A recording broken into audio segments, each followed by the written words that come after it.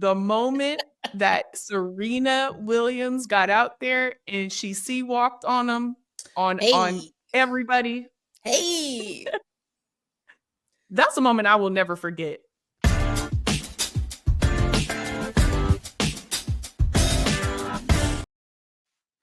Welcome to We Need to Talk Now.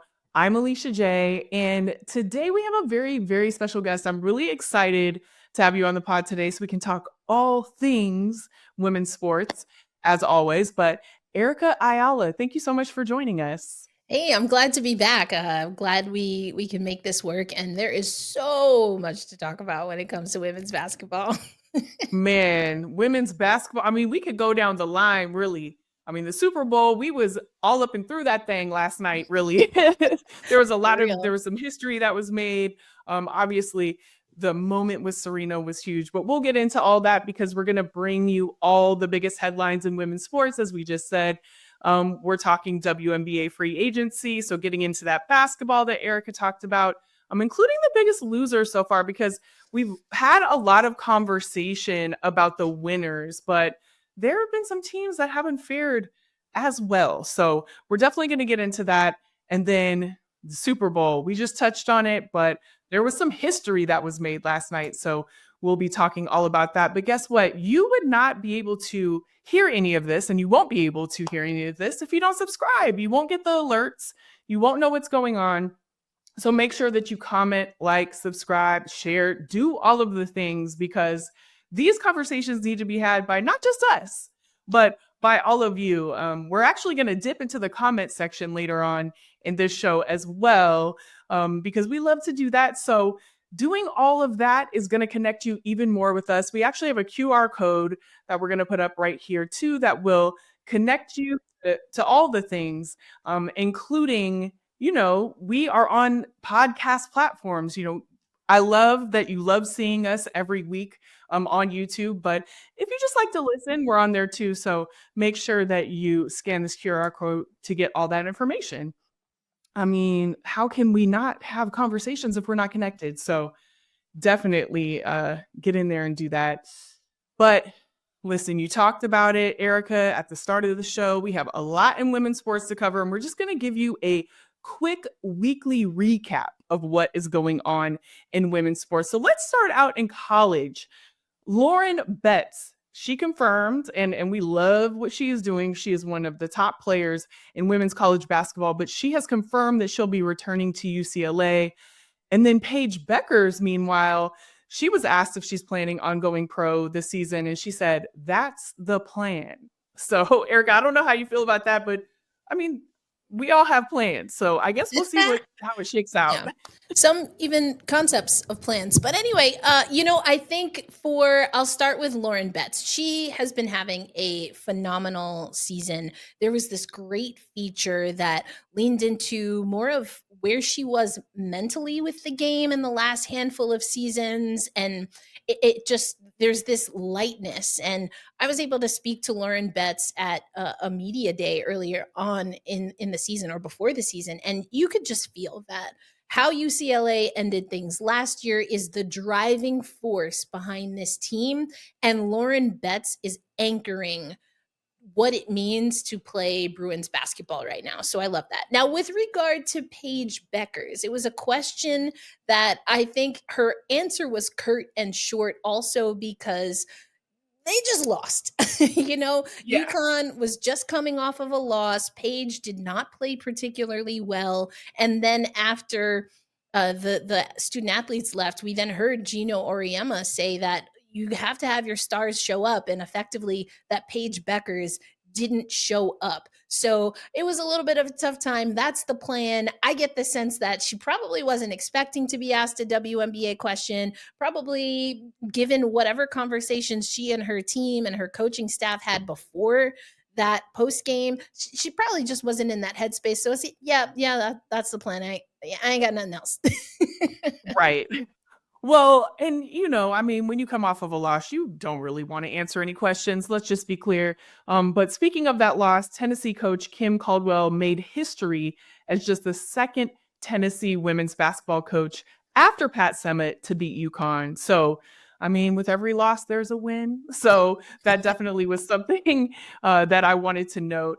Now, this is something that we've had a lot of conversations about, but also I feel like there's not as much information about um, the the laces and vinyl for Unrivaled, right? They canceled a game to protect the players' health and safety. And I haven't really seen a lot about that. So, what are your thoughts on that move by Unrivaled? I think it's really interesting, and I believe our good friend Jack Maloney is going to have more on this. He spoke to some folks from Unrivaled, but what I will say is, I got to spend the first week and a half down at Unrivaled and was asking questions. Hey, if there are injuries, we saw some players even before the league started. Natisha Heidemann coming in. What is kind of the protocol? How does that happen? And at the time, the coaches, including the Laces coaches, didn't really know what that protocol is. So I guess they're finding out now, excuse me. Yeah, and we're seeing it in real time, but it's the inaugural season. There's a lot of things to iron out, I'm sure. So I'm sure we'll get a little bit more information as that goes. A couple other things that are happening in women's sports that we have to say, one that I'm really excited about is on the Met Gala host committee. There have been a number of women athletes that were named to that committee. So Simone Biles, Angel Reese, who we saw her shut it down at the Met Gala last year, Sha'Carri Richardson, they were all named to the host committee. So it's safe to say that this year's Met Gala is going to be fire. Really looking forward to that. And then the last thing that I would say when it comes to the women's sports roundup that I wanted to cover is something that is kind of terrifying, to be honest with you. But Michaela Schifrin withdrew from the giant slalom at Skiing Worlds, citing PTSD from her crash in November. She actually said, I'm mentally blocked in being able to get to the next level of pace and speed and putting power into the turns. And that kind of mental, psychological, like PTSD esque struggle is more than I anticipated. And she also told the AP that the injury was a millimeter away from being pretty catastrophic. Whatever stabbed her nearly punctured her abdominal wall and colon. And when I think about that, I'm terrified for her. It's like, you don't even need to explain this. I get it, you know? Yeah. So And yet, sometimes you mentioned Simone Biles. Unfortunately, we don't always extend that grace to women athletes in particular. yeah. Yeah. I actually earlier was talking with our producer, Emma, about how this really reminded me of the twisties and everything that happened in that regard with Simone. And, I just wish that more people would say, we get it, rather than giving them like, I don't know, like, I don't understand kind of the vitriol that comes with it. It's like, hey, I cannot do this for X, Y, and Z with good regard. Just let it be what it is. 1000%. Hmm. Um, but listen, you talked about women's basketball. We are definitely going to get into that. There was an article that dropped today where Asia Wilson, she kind of admitted that the Aces were not like championship ready this last season. She said specifically it wasn't a championship locker room. I mean, out the gate, going into training camp, I was like, we ain't got it. I always told myself every game, we're going to get there. We're going to check each box, but we didn't. And then she also went on to say that Dawn Staley, the great Dawn Staley, who is partying today, by the way, because her Fly birds won. Eagles fly. Yep. Yes. But, she said that there was a certain look, sound, and a certain feel to what a championship team should look like, and that wasn't there. So, this article kind of took everyone by storm today. A lot of people quoting certain things in the article. We even did a post, and I took it down because I just felt like it wasn't representative of the whole article, right? There's like a lot of little drops here. But what are your overall thoughts on everything that she said? Well, I think what stood out to me is that some of these things, Asia Wilson, certainly Becky Hammond, had been saying throughout the Aces season, because their start to the season really indicated how they ended the season. And what I mean by that is, I should say, where they were placed in the playoffs, because they were able to figure out the flow enough to, be a top four seed. But that start was really rough for the two-time champions. And Asia Wilson also said in that article that, you know, she when she heard Becky Hammon say that the team was going to look different next season, this upcoming season, that's when things really started to click as far as how you really have to be in the moment. You have to make sure that you are focused on the team as it exists and maybe not some other outside factors. And so for me, this is just an amalgamation of a lot of things that we heard the Aces say, and also probably Asia Wilson signaling to the players that remain on the Aces and are incoming, we ain't doing that again. Right. And she definitely said that was her main focus, is to get that team in championship like form and ready. They've had so many changes, which is crazy. You saw Coach Hammond say after they lost to New York that there was going to be all these changes, but didn't really think that there were going to be this many, right? Like, you lose two coaches that are now head coaches. Kate Martin, who was obviously a fan and a team favorite, is gone. Plum, Clark, Hayes, and Colson. I mean, that's a lot of obviously pieces to your team, but also a lot of pieces to your chemistry. So it will be really, really interesting to see, how they, I don't even want to say bounce back, because it's not like they were like at the lowest point of the standings, right? But it'll be really interesting to see how they answer, the call to like That's what it. they are going to do as a team. And I also did love, though, one thing she was saying, that she always really wanted to play with Joel Lloyd. Um, Hmm. and I also want people to catch that she said she's never leaving Vegas. She said Yes, that in the she article. sure did. I peeped Yeah. that. I did peep y- that. Hmm. yes. She said that, Asia said it loud and clear, like, never leaving Vegas. So she really didn't think that they'd be able to play together. But when they realized that they FaceTimed each other and just sat there for a second, like, yo, this is really happening. I know. I know. So, yeah. So, along with, you know, all that she said, the kind of like headlines that she said in her quotes, I just think, there's a lot of promise there too with that team. I mean, you have Coach Hammond, you have all the players that are returning. We've talked about the losses, but they do have a lot of key pieces that are returning as well. And I'm excited to see them play together, Jewel and Asia. They have I that think it's chemistry true. built in already. Yeah, she talked about USA basketball. We know that Jewel Lloyd right now is playing at Unrivaled. She talks so much in Unrivaled about wanting to play free. And we expected, especially with her exit interviews and some of what happened in the offseason, that she would be a part of the moves that we would see in, well, not technically free agency for Jewel Lloyd, but within this cycle of time where we have trades that are heavily implicated by what we're seeing happen in free agency right now. Yeah, and speaking of free agency, listen, the moves in free agency have been crazy. I know you probably tired. I know I'm tired. So you got to be tired too of all the, just like news that is coming down the line almost every second.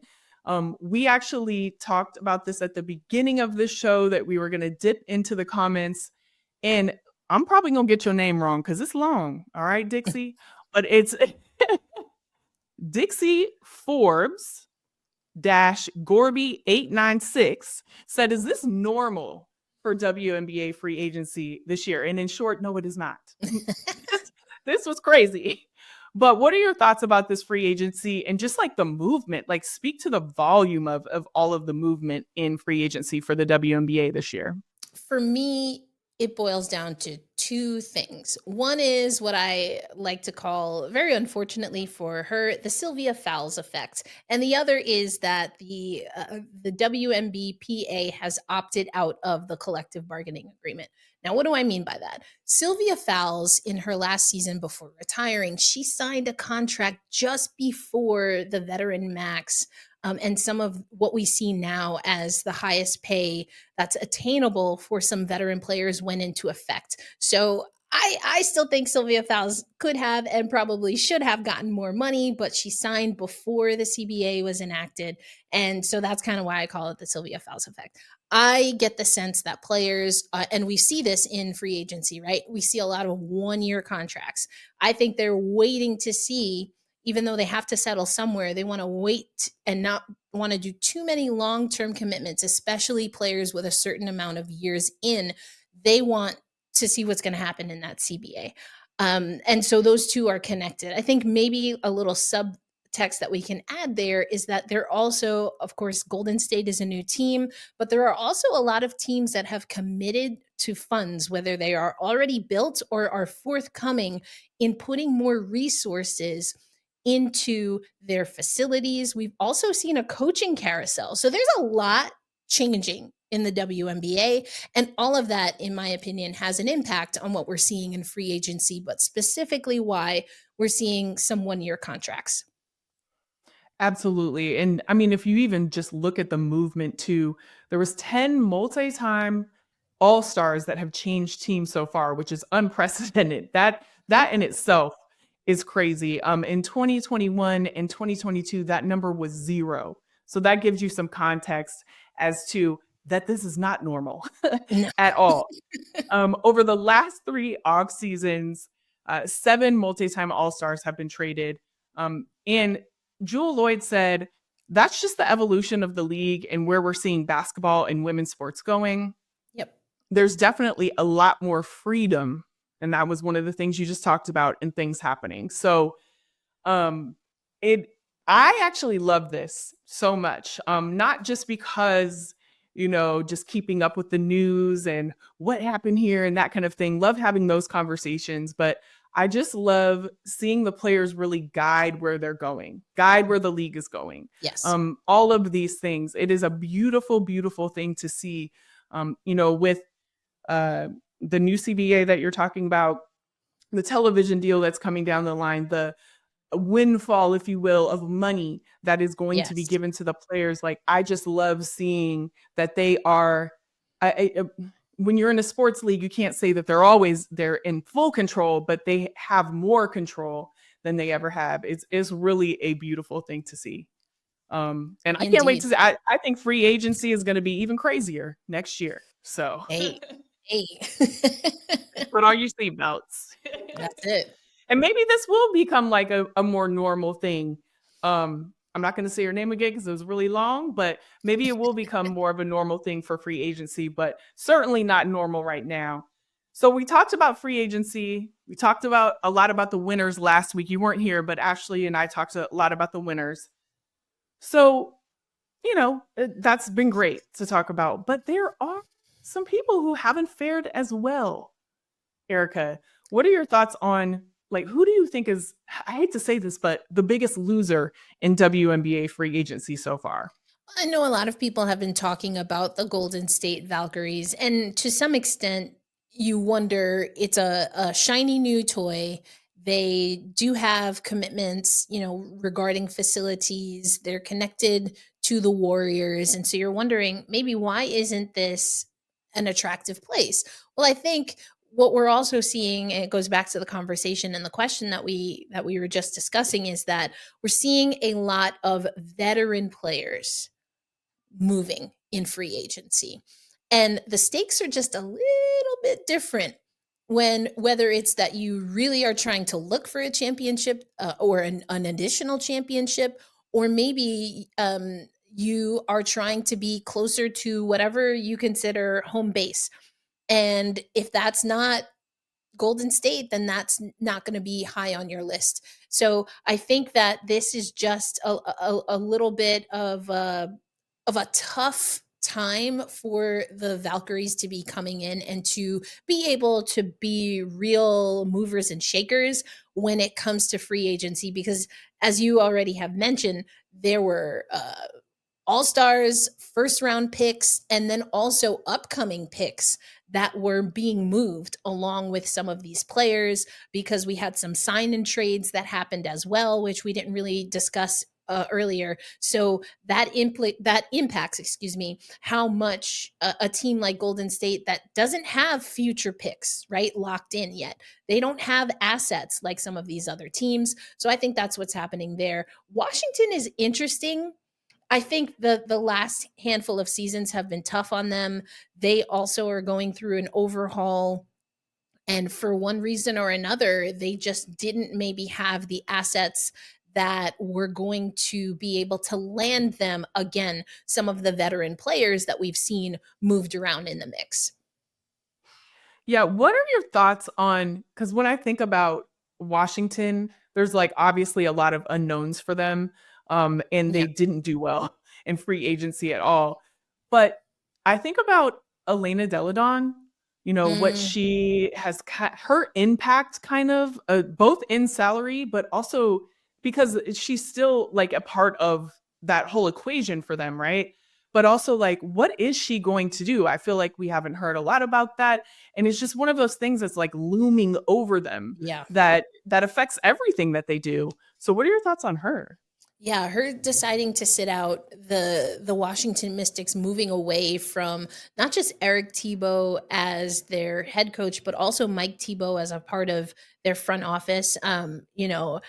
I think is huge. I don't know if that was part of the reason that Elena Deladon, wanted to step aside, but there's a lot of newness again. Is that something that Elena Deladon wants to come back to? Does she want to be with a contender, or is she kind of enjoying not playing basketball? I really don't know. I don't have a good sense or indication of what EDD is thinking. If she is coming back, and if she doesn't go back to Washington, you have to think that the team that lands her, that's a huge get for any team in the WNBA.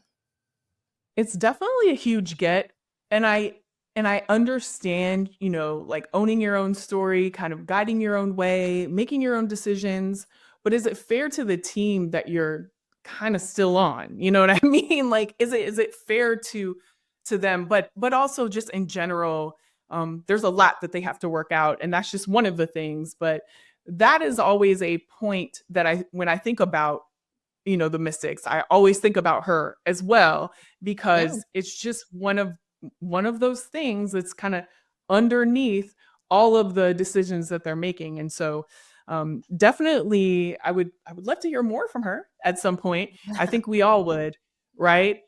Somebody that we did hear from in all of this free agency madness was Natasha Cloud. We actually have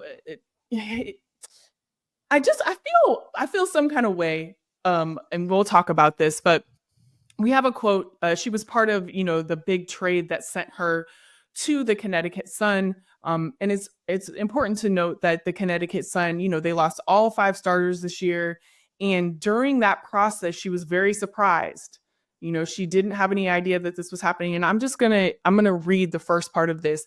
The last few weeks have been a whirlwind, to say the least. I think for the public view, if this isn't proof enough of the business of the NBA, the WNBA, this is what it is. It's really hard to be loyal to organizations in the situation. And when you can just up and move no matter what, it just wasn't what I expected.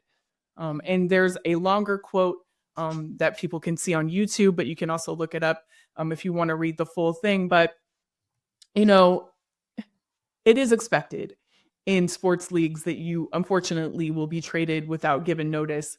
But she rolled for the Mercury, Yeah. that organization. She was doing so many things to get like key free agents there as well. Yes. She was there for so long, her tenure, all of those things. And then to find out at the same time we do on social media that she is going to a different team, my heart went out to her. Yeah. What are your thoughts on this? I mean, it's This it's is hard. tough. I think this is tough because we were just talking about Washington.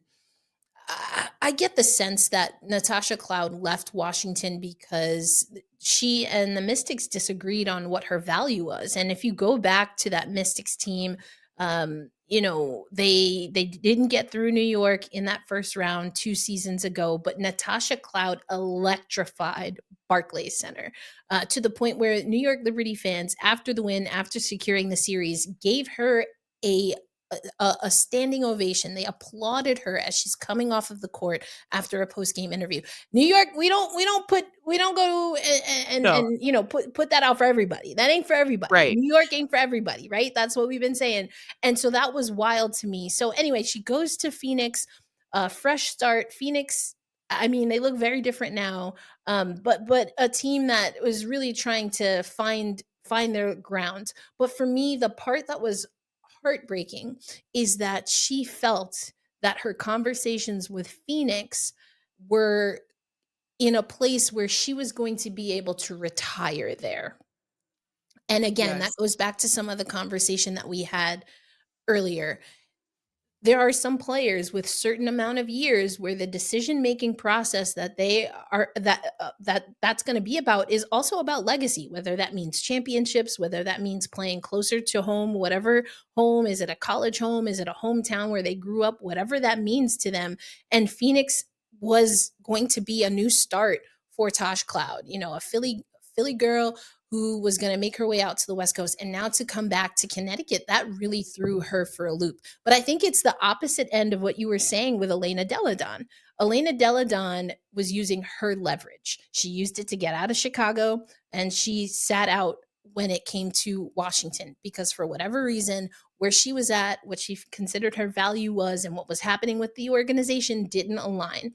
The tricky part of this equation is that teams also use players and the players they have on contract for leverage. And Satu Sabali, who Tosh Cloud was recruiting to go to Phoenix, is one of the players alongside, of course, Alyssa Thomas. They made a lot of moves, Phoenix, and Tosh Cloud got pulled as part of the leverage that Phoenix had to get what they want.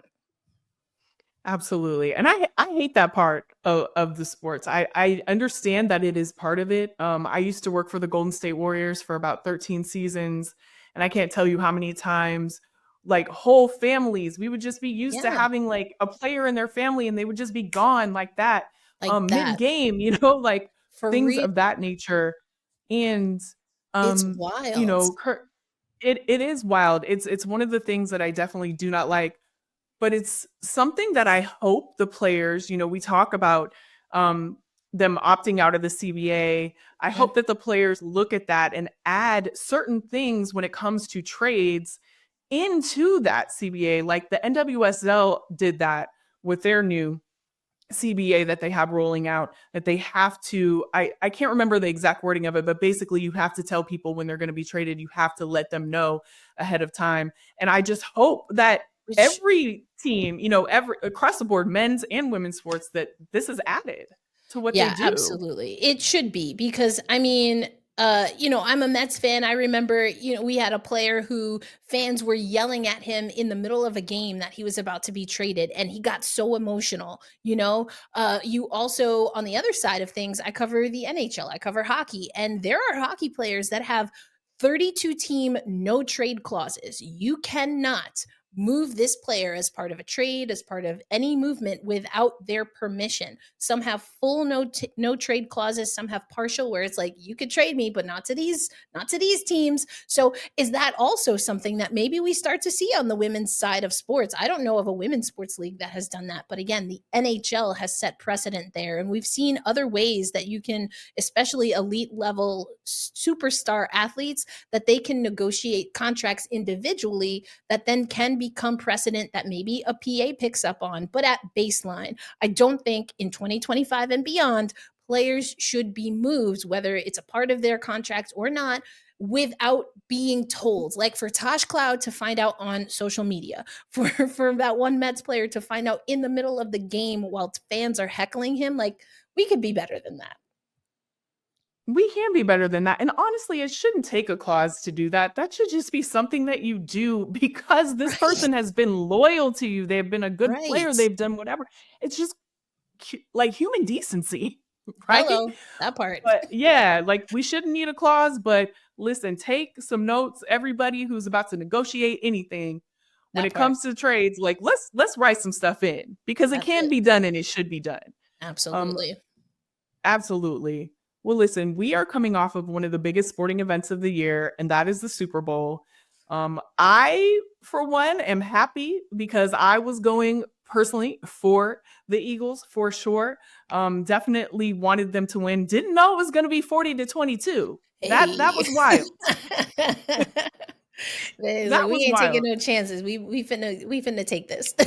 Right. If we gonna come in, we gonna win from the beginning and just keep it That going. part. So that was crazy. But something that was phenomenal that happened yesterday was that Eagles associate performance coach Autumn Lockwood became the first Black women coach to win a Super Bowl. Let's Period. go. Let's go. Listen, snaps, all of that. I'm here for it. Because it's huge. We're definitely going to see more of this. We've seen more female coaches in the NFL, which has been amazing to see. She is the first of many to come. Um, and it was amazing to see this. I do think that more people should have picked it up though. I do Hello. want to say that. Come on. But that's why we're here. But We got you. exactly, we do. So congratulations to Autumn. It's a huge thing. You know, it's Black History Month. We celebrate Black History all the time, Come but on. it's amazing thing to happen during Black History Month as well. So congratulations to you.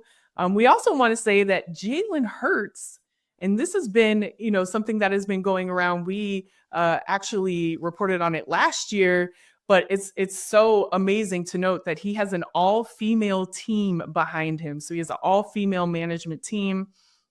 And he said ahead of the Super Bowl that it happened because he was just looking for the best people. Okay. And, less than 5% of NFL agents are women. Fewer hold leadership roles in sports management. And he's the first NFL player with an all women team guiding his career. Of course, his agent is Nicole Lynn, who I absolutely love. And she has a whole team with her that she has brought in to help him secure his record breaking $255 million contract. Hey, That right there. that part.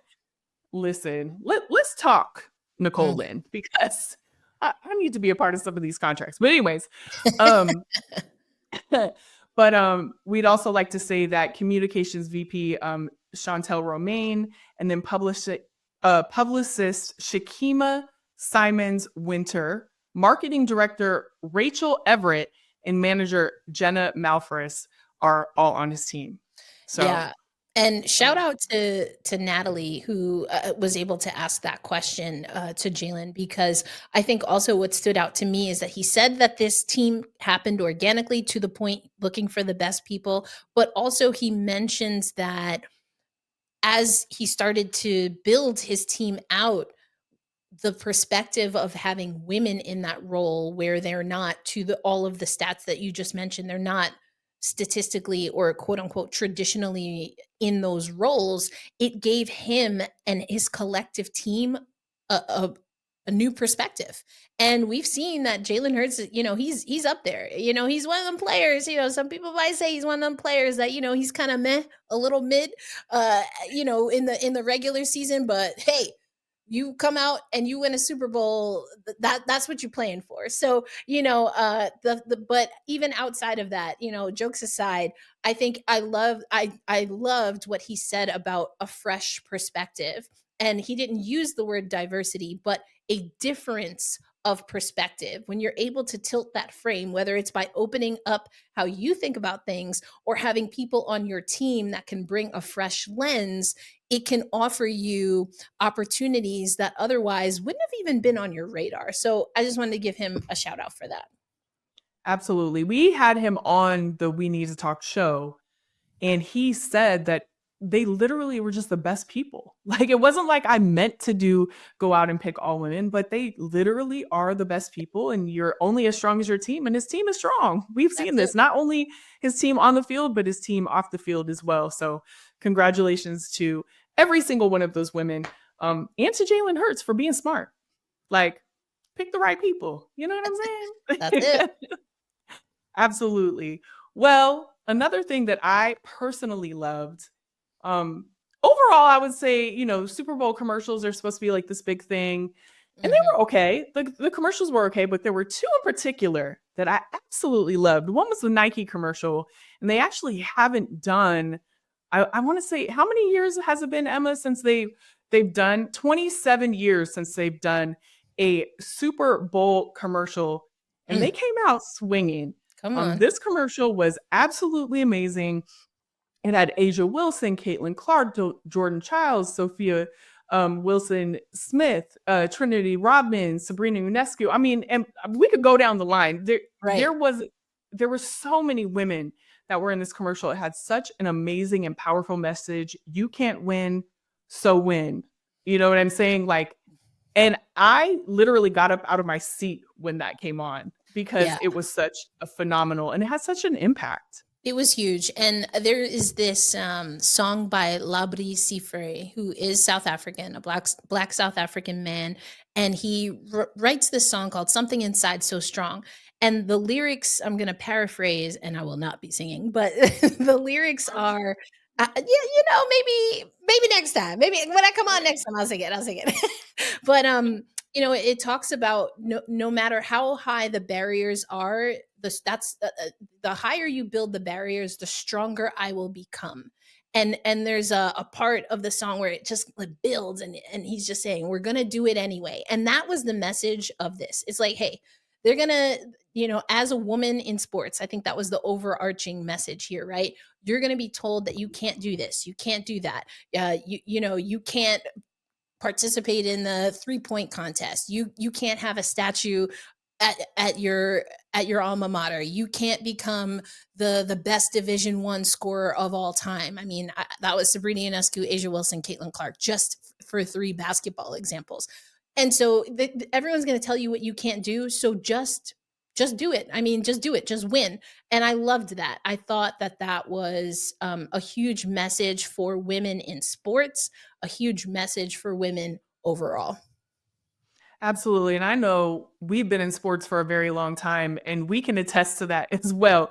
We've both in different ways. And I don't want to speak for you, but I just know because I've been Hey, in sports for so long that we can relate to this too, like on absolutely. every single level. There's always somebody saying something about what you're doing as a woman in sports. So yeah, do it anyway, period. And that's it. But I love that message. I know we'll be seeing more of it too. I would with Nike, that's just like the start of things to come, and they've been a supporter of obviously women in sports for a long time. So Mhm. looking forward to that. I also want to note too, there was another commercial that I love with Angel Reese and Lisa Leslie. It's good. It was so good. I mean, a McDonald's commercial, but definitely just amazing to see them playing one on one. Mhm. I had the privilege of being in the room when Angel met Lisa for the first time. It Yes. was, yeah, I got some social footage of it. And it was when LSU won the championship, and Lisa walked in. There was like a media availability, and she walked in to the team and met LSU, the whole entire team. But Angel's face was just like, she was like, Lisa Leslie, like she was just shocked, and to see the evolution of her from that moment, and to also see, I mean, the impact that Lisa has had on basketball players and Angel in particular. It's an amazing thing to see. We posted a little bit of footage of both of, kind of like where it began and where it's at. And it's just a really amazing thing to see. And I love seeing it in that commercial specifically. Yeah, Um, I loved that commercial because it was Lisa Leslie, also saw Stewie represented. And what I love about Angel Reese, and it is Black History Month, so I love to teach and learn things, but there's this idea of Sankofa, which is a West African word specifically to Ghana, that is go back and get it. And so I love that there was an intergenerational element to what we know is it's an Angel Reese, right? Sponsorship and contract, but she's going back and getting her community of Black women, of women's basketball. And I see her doing that at multiple steps and in multiple stages. And I just think that's beautiful. So I just wanted to shout that out because I love that. Listen, school us, teach us. But I love that element too. And it wasn't just athletes, there was a No. music artist in there. It really showed, everything that Angel loves and everything she's a part of. And like you said, she brought it all back into one commercial. So absolutely love that. Now we could not talk about the Super Bowl and talk about, women in sports without talking about the moment of Come on. Serena Williams Oop, getting out there during Kendrick's performance. oop. But I don't even want to call that a performance. That right there was a message. That Hello. wasn't a performance, it was a message. Messages. Like, okay. Yes. But the moment that Serena Williams got out there and she walked on them, on everybody, Hey. that's a moment I will never forget. Yeah. Like, what was your reaction when you saw that? Because I'm still just like, girl, get out there and do that. Girl. Okay, see, what I love is there are levels to this, like there are levels here. And we ain't gonna go into all of them, but it's everything from like petty all the way up to culture. And I love it. I'm here for it. You talked about the sea walk. First of all, we know that Serena and Venus, they were unapologetically black, are unapologetically black, but I'm specifically talking about her tennis career. Unapologetically black, unapologetically from Cali, Compton. Yes. Okay. Compton. And that's huge. Okay, that's huge. I'm from New York, so I can't speak all to the Compton culture, but I know enough to know.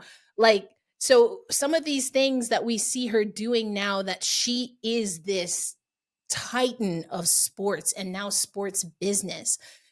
The fact that she continues to bring herself and her community along with her, I love it. And then I'm always here for a little petty. We know the song, right? We all know what the song and who the song is referring to. And there's a little history there too. I'm just going to leave it there. If you know, you know. So, sometimes you got to let folks know. They don't treat you right, and you get a chance on a stage like the Super Bowl to clap back. I'm here for it. Clap back in every single way. Every single way. And it's also important to know when she walked back in the day, at Wimbledon, people tore her up. I mean, they literally criticized her from every single angle for doing a dance that meant something to her and was from her community. That part. And so, yes, there is the elements that we've already talked about, but there's also the element of, this means something to me. It still does. And I'm going to do it regardless of what you've said or what you think. Yes. And unapologetic. Love it. Unapologetically just out there doing it. And I loved every single moment of it. Every moment of it. And I loved like her reaction. She talked about like how back in the day she would get fined for that. It was very sarcastic, obviously. But it was also like, and I just did that. There was every single thing. I mean, her fit, she looked great. Amazing. The way just everything. It was a moment. It was a moment. Iconic. I mean, right? There's a few things that are iconic when it comes to the Super Bowl, but especially Black artists and performers at the Super Bowl. You have to think that this is high up on that list. Absolutely. And honestly, you could literally start a whole podcast just on that halftime and break it down. Let's go. You could have like multi episodes from just that halftime, but phenomenal on every level. You did that, Serena. And Kendrick, you obviously did that. And everybody who performed in that did that. Whew, child. Still recovering. Don't think I'll ever recover. Hey. It was so good. Well, we've definitely talked about Black history a little bit throughout here, but we're actually going to have a Black history spotlight. We want to spotlight women right now who are making current history. current Black history, I should say, and Fisk gymnast Morgan Price made history as the first gymnast from a HBCU to score a perfect 10. And that is historic on so many levels, not just for getting a perfect 10, but also just gymnastics at a HBCU and what that means on every level. Price won every event but beam, winning the all around. HBCU gymnastics is in its third year. Fisk was the first HBCU to have a women's gymnastics program in 2022. So to get any kind of history and feat, from starting this and being one of the first HBCUs to do this is phenomenal. In 1 year, Price became the first HBCU gymnast to win an all-around title in a meet, doing so at Georgia.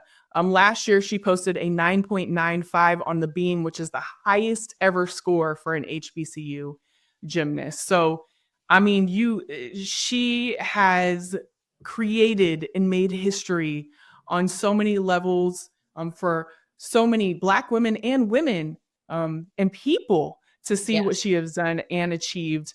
She said that she chose Fisk because it's the first HBCU with a gymnastics team. Growing up in gymnastics, I rarely had teammates who looked like me. I wanted to be a part of history and inspire younger girls who want to attend a HBCU as well. I will forever cherish being a part of this team.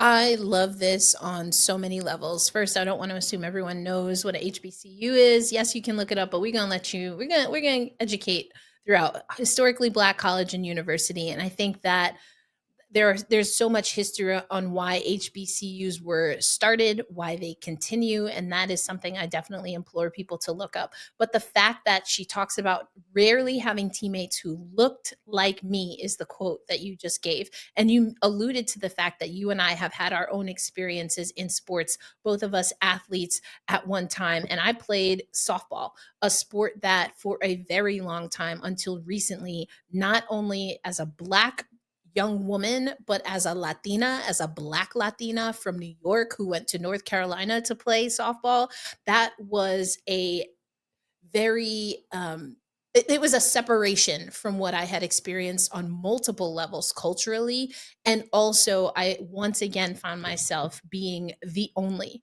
If not one of very few.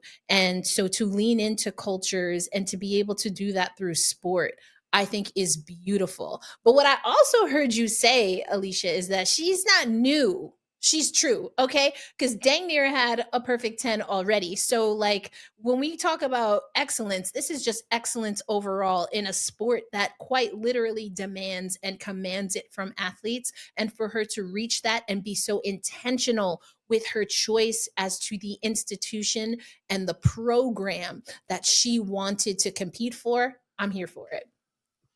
Man, I wish I had some things to add to that, but that was so good. I'm gonna drop the mic on that. I'm here for it 1000% as well.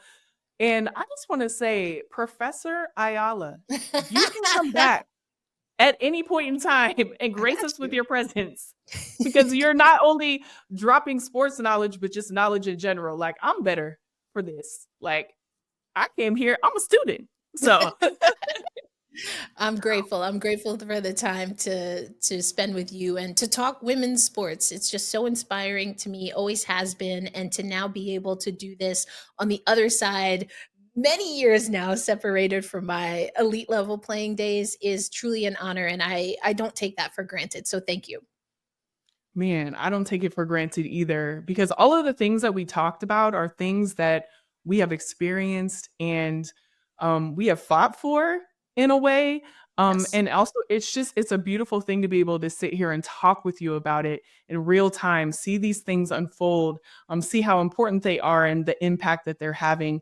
Um, and that, our work isn't in vain either. Yeah. So, um, a beautiful, beautiful conversation that we had just had. And thank you so much for having it with me. And you guys, if you want to tap into more of these conversations and get schooled by professors, by Professor Ayala, and also just join us every week, tap into all the information below. Ashley's not here to talk about it. I'm going to do both at the same time. I usually do this while she's saying this. But I can help. definitely tap in. Thank you. Thank you. Got Join. you. Yes, you do have me. Definitely tap in, subscribe, like, comment, share, do all the things so that we can be connected every single week right here on We Need to Talk Now.